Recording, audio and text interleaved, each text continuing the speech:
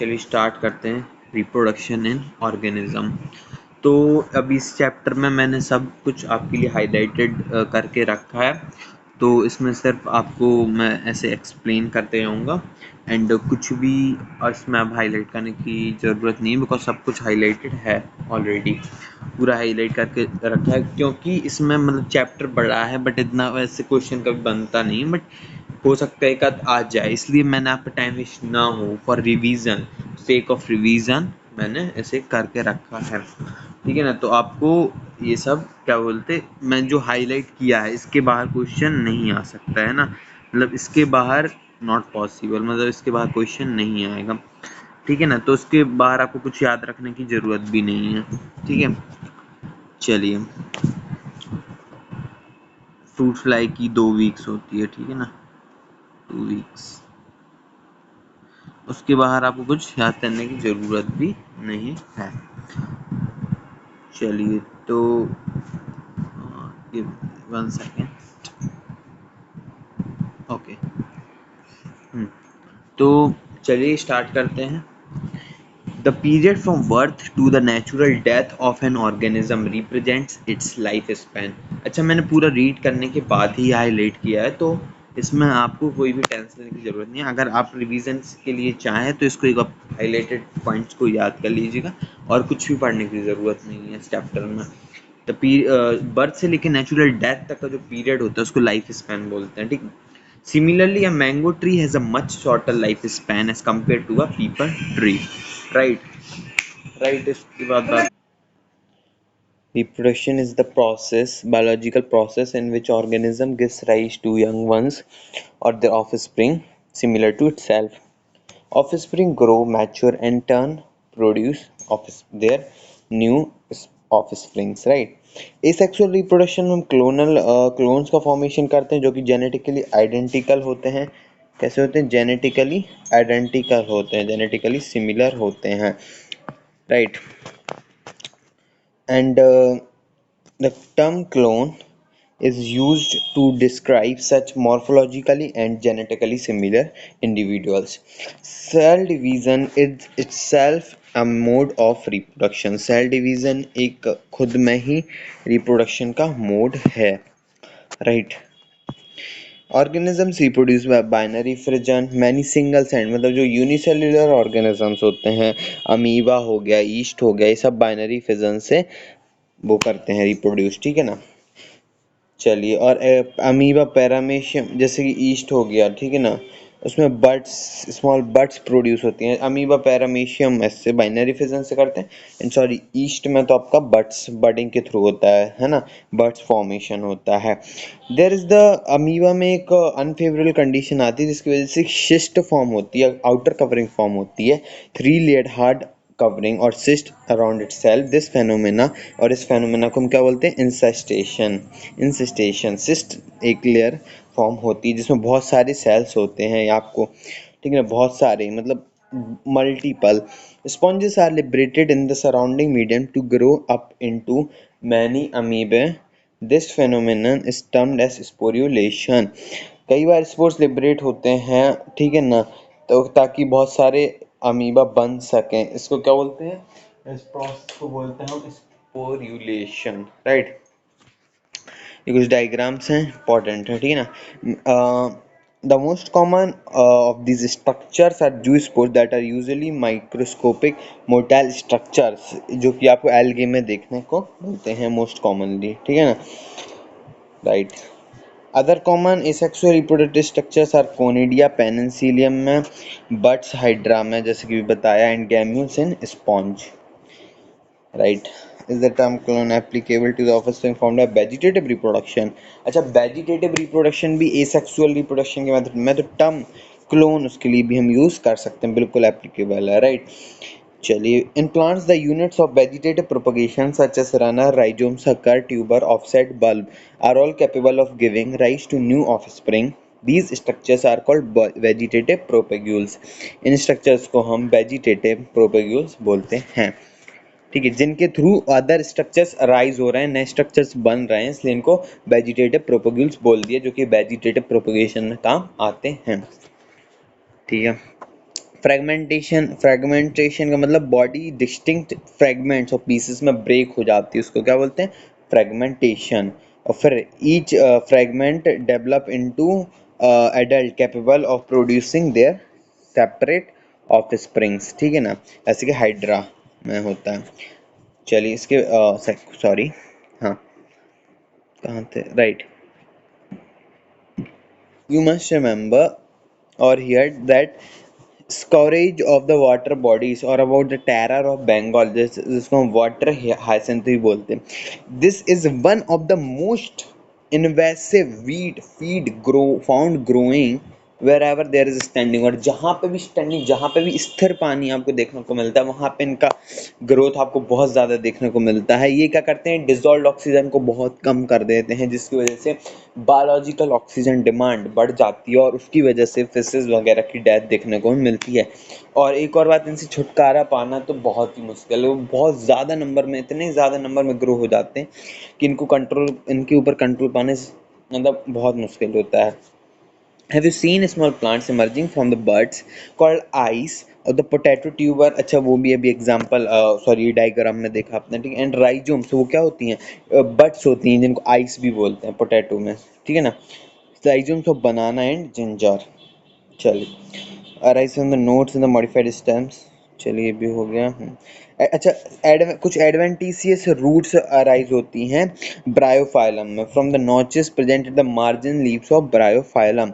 कुछ adventitious birds arise होती हैं, मतलब वहाँ से होती हैं। एडवेंटिशियस मीन्स जब भी लग जाए उस पार्ट से जहाँ से वो यूजुअली ग्रो करते हैं, उसको छोड़ के बाकी सब पार्ट से, वहाँ से नहीं होता। This ability is fully exploited by gardeners and farmers for commercial propagation of such plants. Hmm. Asexual as well as sexual modes of reproduction are exhibited by higher plant, ठीक है ना। और सेक्सुअल रिप्रोडक्शन का mode ही most of the animals में पाया जाता है, देखने को मिलता है। All organisms have to reach a certain age of growth and maturity in their life before they can reproduce sexually. अच्छा, हर एक ऑर्गेनिज्म को एक ऐसी स्टेज पर अपनी लाइफ के पहुंचना पड़ता है जहां पर वो रिप्रोड्यूस कर सकते हैं, सेक्सुअल रिप्रोड्यूस कर सकते हैं, तो उस फेज को क्या बोलते हैं, from their birth to that growth and maturity वाला फेज, उसको फेज को बोलते हैं जुवेनाइल फेज। और ये तो एनिमल्स में हो गया। प्लांट्स में क्या बोलते हैं, वेजिटेटिव फेज, ठीक है। This phase of variable duration and different, अच्छा अलग अलग ऑर्गेनिज्म में अलग अलग ड्यूरेशन का ये फेज होता है। एंड ऑफ जुवेनाइल और vegetative phase which marks the beginning of reproductive phase, अच्छा जैसे वो एंड होगा रिप्रोडक्टिव फेज स्टार्ट हो जाएगा। सब प्लांट्स में अलग अलग होता है।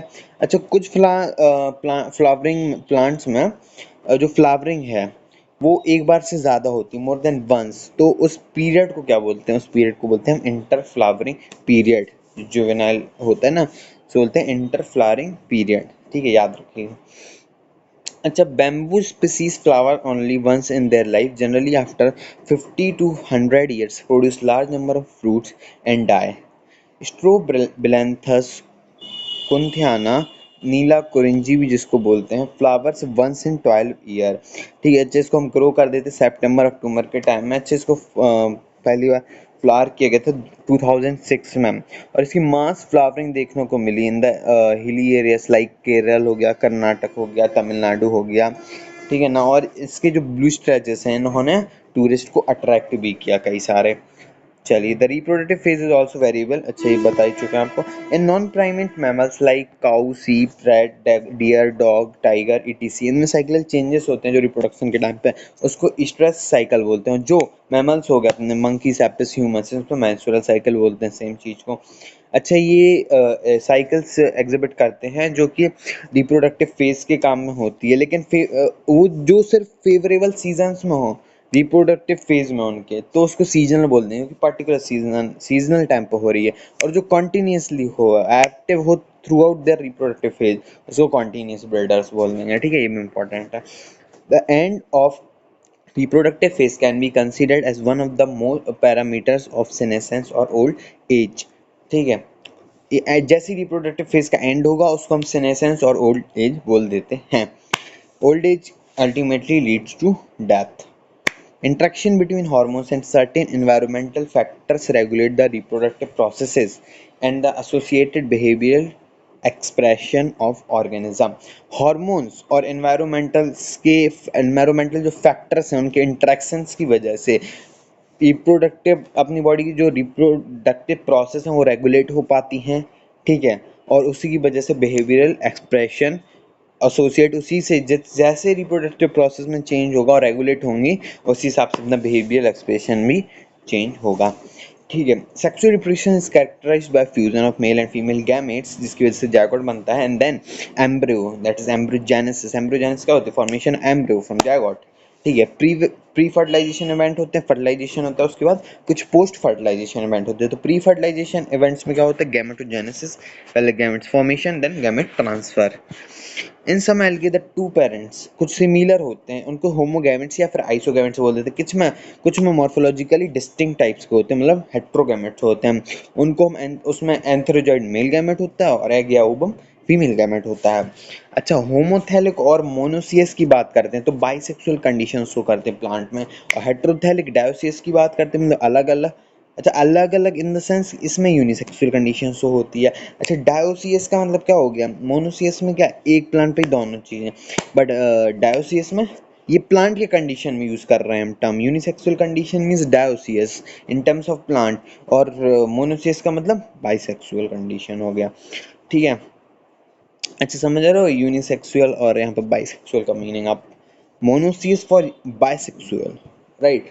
और दोनों ही, और डायोसिस में different different heterothallic unisexual condition. Unisexual male flower staminate होता है और फीमेल यूनिसेक्सुअल फ्लावर पिस्टलेट होता है जिसमें पिस्टल्स प्रेजेंट होते हैं, उसमें स्टामेन प्रेजेंट होते हैं।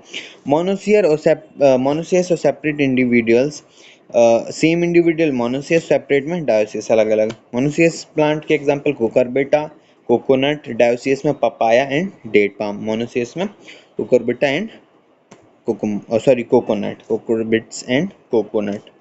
चलिए, एर्थोफॉर्म, स्पॉन्ज, टैपबम, ये कुछ ऐसे बाइसेक्सुअल एनिमल्स हैं जिनमें दोनों मतलब हर्माफ्रोडाइट होते हैं, जिनमें मेल और फीमेल सेम के पास होता है, अलग अलग। ये कॉकरोच हो गए आपके, ठीक है। इनमें डिस्टिंक्ट होता है फीमेल और मेल, जैसे कि कॉकरोच। हैप्लॉइड प्लांट बॉडी होती है mainly Monera, fungi, algae, bryophytes में, लेकिन टेरिडोफाइट्स, जिम्नोस्पर्म्स, एंजियोस्पर्म में वो जो मेन बॉडी होती है वो डिप्लॉइड होती है, मेन पेरेंटल बॉडी होती है। चलिए, इन सब की कुछ याद कर लेना। गैमेट ट्रांसफर की बात करते हैं तो एल्गे हो गया आपका, ब्रायोफाइट्स हो गए, टेरिडोफाइट्स हो गए, इन सब में वाटर चाहिए होता है गैमेट ट्रांसफर के लिए। बट जो फ्लावरिंग प्लांट्स हो गए आपके, जैसे कि जिम्नो हो गया, सॉरी वो तो एनजियो होते हैं, और बट जो एंजियोस्पर्म है वो जिम्नोस्पर्म्स, सॉरी सॉरी जिम्नोस्पर्म्स है, और जो एंजियोस्पर्म्स है आपके फ्लावरिंग प्लांट्स, इनमें जो है वाटर के थ्रू नहीं होता है, इनमें पॉलिनेशन होता है। पॉलिनेशन आप पढ़े होंगे या फिर पढ़ेंगे सेकंड चैप्टर में इसके बहुत अच्छे से, तो इसमें आपको ऐसे ध्यान देने की जरूरत नहीं है क्योंकि इसमें पूरा पॉलिनेशन अच्छे से डिस्क्राइब है। फर्टिलाइजेशन आप जानते ही हैं, मेल गैमेट फीमेल गैमेट का फ्यूजन होना। फर्टिलाइजेशन से क्या बनता है? जायगोट बनता है, जायगोट से एम्ब्रियो बनता है, ऐसे ऐसे करके डेवलपमेंट होता है। अच्छा, कुछ होते हैं ऑर्गेनिजम्स लाइक रोटीफर्स, हनी बीज, कुछ लिजार्ड्स भी होते हैं, बर्ड्स भी होते हैं, जिनमें डेवलपमेंट बिना फर्टिलाइजेशन के होता है। और जब भी बिना फर्टिलाइजेशन हो, विदाउट फर्टिलाइजेशन न्यू ऑर्गेनिज्म का फॉर्मेशन हो, उसको बोलते हैं पार्थिनोजेनेसिस, ठीक है। पार्थिनोजेनेसिस अलग है, पार्थिनोकार्पी अलग है। पार्थिनोकार्पी कहती है फॉर्मेशन ऑफ सीडलेस फ्रूट, उसको बोलते हैं पार्थिनोकार्पी, ठीक है ना। Algae and fishes as well as amphibian, इनमें सिंगेमी होती है एक्सटर्नल मीडियम में, मतलब एक्सटर्नल फर्टिलाइजेशन। लेकिन बोनी फिशेस हो गया, फ्रॉग हो गया, इनमें आउटसाइड होता है। तो ये क्या बोलते हैं, ये सॉरी इन सब में इनसाइड होता है। तो बॉडी के इनसाइड इन द सेंस कैसे? फर्टिलाइजेशन तो आउटसाइड हुआ, मतलब एग्स वगैरह इन्होंने वाटर में प्रोड्यूस कर देने और वहीं पे हो जाना है, इसको एक्सटर्नल फर्टिलाइजेशन हो गया इनमें। और इनसाइड अपन में होता है मैमल्स हो गए अपने, ठीक है ना, बर्ड्स, मैमल्स, रेप्टाइल्स, इन सब में इनसाइड होता है, ठीक है। इंटरनल फर्टिलाइजेशन बोलते हैं उसको। पोस्ट फर्टिलाइजेशन इवेंट्स होते हैं अब कुछ, ठीक है। Zygote develop a thick wall resistant to desiccation and damage, ठीक है। जायगोट डेवलप कर लेता है। Zygote is also the vital link that ensures continuity of species between organism of one generation to the next. Important line है, ठीक है ना। Vital link form करता है for the continuation of species on our planet, ठीक है, हर एक living organism की लाइफ है वो सिंगल जागोट से बिगन होती है। एम्ब्रोजेनेसिस को कौन प्रमोट करता है? ऑक्सीजन। एम्ब्रोजेनेसिस मीन्स क्या होता है? Development of embryo from the zygote. Plants में बोला ऑक्सीजन, ठीक है ना। Zygotes undergo cell division and cell differentiation. Cell division से नंबर ऑफ सेल्स इंक्रीज होती हैं, और डिफरेंशिएशन से क्या होता है, जो सर्टेन कुछ मॉडिफिकेशन हो जाते हैं, स्पेशलाइजेशन हो जाता है टिश्यूज़ का और ऑर्गन्स का, जिसकी वजह से ऑर्गेनिज्म का फॉर्मेशन होता है। इसके बाद ओवी पैरस, वी पैरस हम बहुत अच्छे जानते हैं, लैग और लैगिंग और दैट इज एम्ब्रियो, और आपका जैगोट बनता है वो वी पैरस में बनता है। अच्छा, कुछ में लाइक कैल्सियस सेल्स प्रेजेंट होती है आउटर साइड में, जिनमें बॉडी प्रोटेक्टेड आपकी नहीं होती है, ठीक है ना। रेप्टाइल्स बर्ड्स में, बाकी सब में कैल्सियस सेल्स इनमें अच्छा कवर्ड होती है, बाकी सब में नहीं होती है, बिकॉज उनमें मेम्ब्रेन, एमनियोटिक मेम्ब्रेन के बारे में पढ़ेंगे बाद में, वो प्रेजेंट होती है जो उनको वाटर से प्रिवेंट करती है, ठीक है ना। जैसे कि आपके हो गए ये क्या बोलते हैं, फ्रॉक्स हो गए एंड पाइसीस हो गए, है ना, ये सब। चलिए, इसके बाद ओवरी फ्रूट बनाती है आपका, ठीक है, जो कि एक थिक वॉल डेवलप करती है आउटर साइड में, पेरिकार्प, प्रोटेक्शन प्रोवाइड करती है ओवरी को। चलिए, तो इसमें बस आपको हाईलाइटेड हाईलाइटेड पार्ट ही याद रखना था, एंड इसमें कुछ और एक्स्ट्रा है नहीं। Thank you.